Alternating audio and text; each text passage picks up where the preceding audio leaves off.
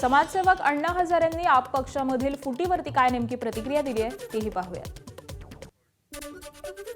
कायदा होणं गरजेचं आहे. कायदा की आपल्या मर्जीप्रमाणे कोणीही पक्ष बदलणार नाही. सत्ता आणि पैसा याच्या लालचमध्ये येतात, इकडलं तिकडं तिकडलं इकडं, आणि त्याच्यामध्ये मनमर्जीप्रमाणे सत्ता बदल काम होतं. बरोबर नाही.